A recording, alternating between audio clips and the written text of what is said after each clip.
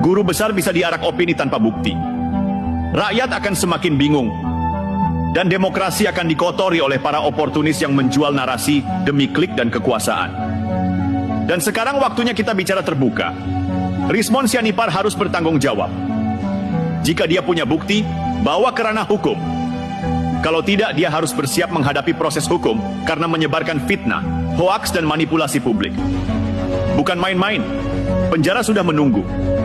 Pasalnya jelas, Undang-Undang Informasi dan Transaksi Elektronik. Penyebaran berita bohong, pencemaran nama baik, bahkan dugaan sabotase terhadap institusi negara. Dan buat para intelektual yang masih waras, jangan diam.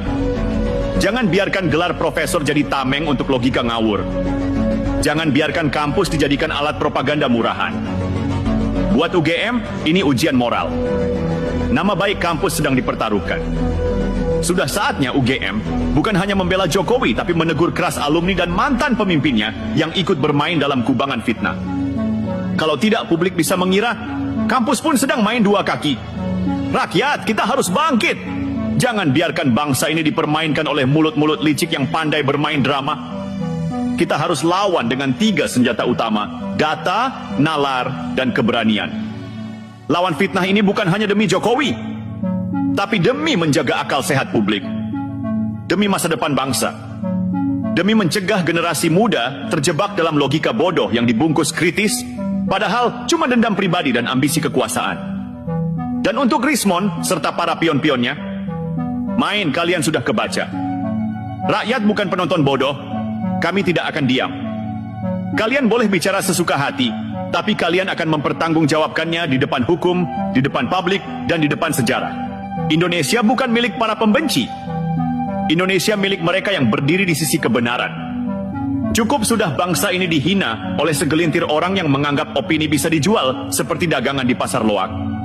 Cukup sudah tokoh-tokoh besar yang membangun negeri ini dengan keringat difitnah dan dijatuhkan oleh mereka yang tak pernah punya kontribusi nyata selain bikin gaduh dan menyebar dusta.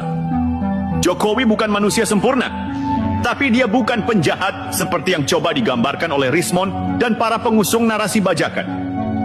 2 periode memimpin negeri ini, melewati pandemi, menghadapi krisis global, membangun infrastruktur dari Papua sampai Sabang, dan menjaga stabilitas nasional di tengah tekanan luar biasa. Tapi lihat sekarang, begitu pensiun, apa balasannya? Diserang dengan cara paling hina, fitnah soal ijazah. Apa ini kritik? Tidak. Ini adalah pembunuhan karakter. Ini adalah pelurusan sejarah yang disusupi racun. Dan ketika fitnah tidak berhasil lewat logika, mereka